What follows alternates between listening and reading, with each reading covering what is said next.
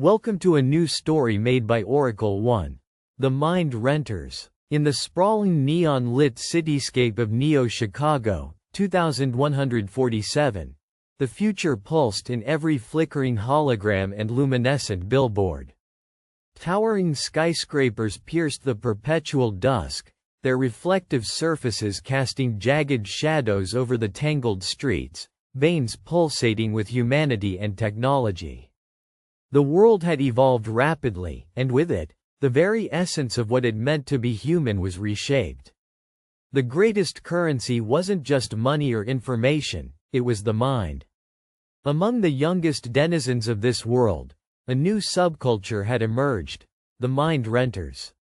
Teenagers, desperate for cash in a harsh economy riddled with corporate monopolies, had begun renting their cognitive resources to powerful corporations.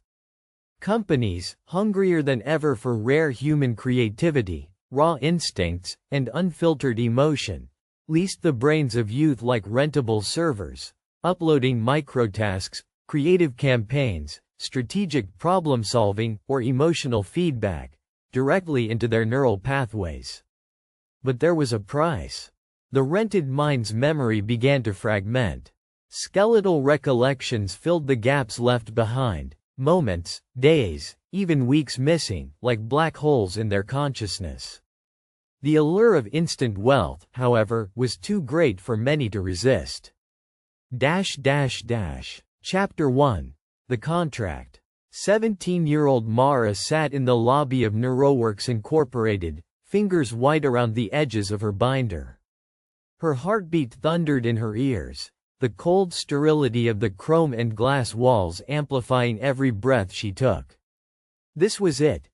Signing the contract that could change her, and her family's, life forever. Her little brother, Eli, sat beside her, clutching a worn-out toy robot. Their mother worked 2 jobs and still barely made rent. Every day was a struggle. NeuroWorks' flashy advertising promised easy money for the young, their limited-time offers plastered on holoscreens across the city. Become a knowledge partner, earn thousands instantly. Your mind is the future. Mara's friend, Jin, a sharp-witted boy with a penchant for hacking, had been a mind renter for almost a year. He swore by the money but warned her about the memory lapses. "I lost 2 entire evenings after a photoshoot project," he had said, tapping his temple. "Don't let the gaps scare you. You get used to the cracks." But Mara wasn't convinced. NeuroWorks' receptionist smiled, gesturing her toward a sleek pod in the corner. "Once you sign, you'll need to undergo the mind calibration and link protocol. It's completely safe, your memories will merge, integrate. And you'll be perfectly compensated." The signature line shimmered in midair. The cutting-edge digital contract integrating smart ink from the datapad into her skin.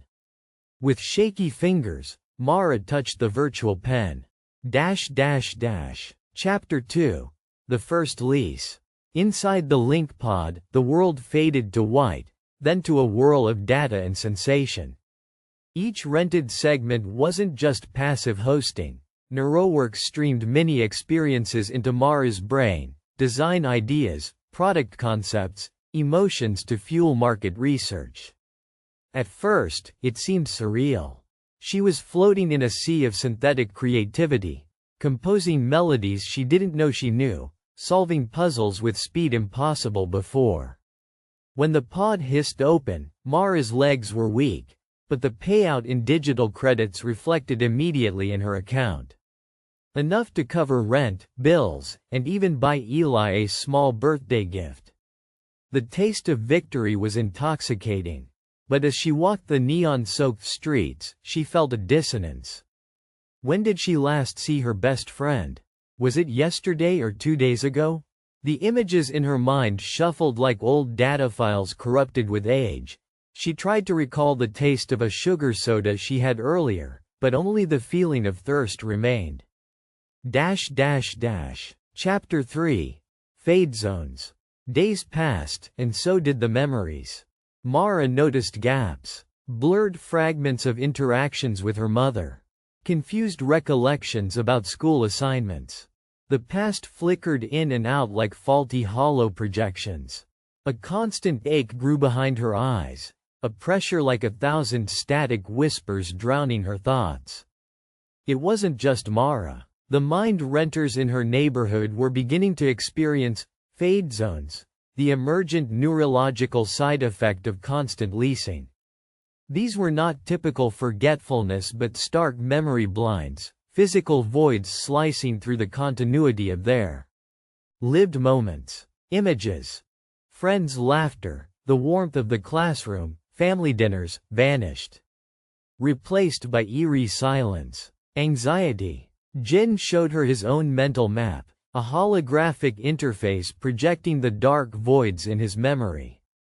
See these cracks? Can't remember what happened here, and here. He touched the glowing points. It's only getting worse. Chapter 4. The Whisper Network. Curiosity drove Mara deeper into the underbelly of Neo-Chicago. She sought the Whisper Network, an underground collective of former mind renters and activists who claimed NeuroWorks was hiding the true costs of the leasing program. One rain-slicked night, she tracked down a dimly lit safe house where the network convened. Inside, a circle of young faces, some gaunt, eyes haunted, others still vibrant but wary. Emery, a former neuroscience prodigy expelled for dissenting, explained the grim reality. These companies aren't renting your brains.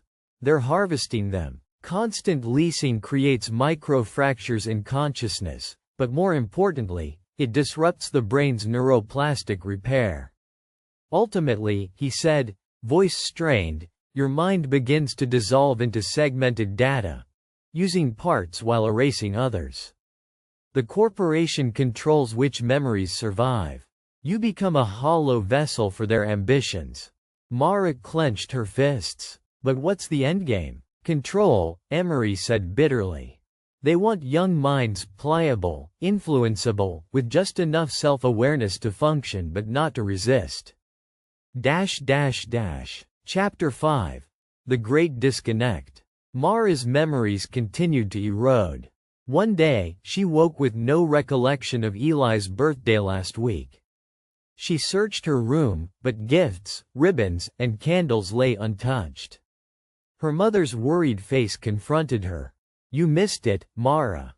You've been somewhere else. Disoriented, Mara confronted NeuroWorks. The corporation's front was polished. Temporary amnesia from heavy cognitive renting is an anticipated, non-harmful side effect, their statement read. But the truth behind closed doors was catastrophic. NeuroWorks was experimenting with a new technology called the Cognitive Extraction Interface, CEI, designed to tap into the rented minds to create perfect, synthetic personalities, copies of youth consciousness sold to other corporate entities or wealthy private clients. These digital doppelgangers worked tirelessly as virtual employees. Mara's brain was potentially a blueprint for a digital clone, an echo to live on after her real self faded. Chapter 6. Resistance. Understanding the stakes, Mara and the Whisper Network launched a campaign. They hacked into NeuroWorks databanks to expose the CEI project. Their broadcasts ran on pirate channels, glitching into mainstream holoscreens. Memory mapping anomalies, exploitation of youth, intentional cognitive erosion. The uproar was immediate. Public outrage swelled the streets. But corporations' stranglehold on information networks made permanent change difficult. Still, cracks appeared in the system. Some states outlawed mind renting for minors. Neuroscientists joined the cause, developing memory restoration therapies. Chapter 7. The Last Lease. Mara stood before the linked pod once more. The ink on her contract dimmed faintly, her lease was ending. Her mind was worn and pocked with voids. Yet somewhere inside, the core of her consciousness fought on. She looked past the neon city, its luminous web a mirror of her fractured mind. The decision weighed heavily. Continue renting to survive financially or sever the connection and risk the grueling poverty and loneliness of unplugged life. For Eli. For her mother. For the fragments of herself yet unconsumed by the corporate abyss. With trembling resolve, Mara stepped back from the pod and walked away into the rain, the city lights blurring around her like distant memories. Epilogue. Neo-Chicago hummed in the cold night, countless minds connected, lost, and reclaimed in endless cycles, a testament to progress's price. But somewhere among the fractured synapses and glowing towers, Mara's story became a spark in the dark, the seed of a future where minds would belong once again to their owners. Like and subscribe for more stories.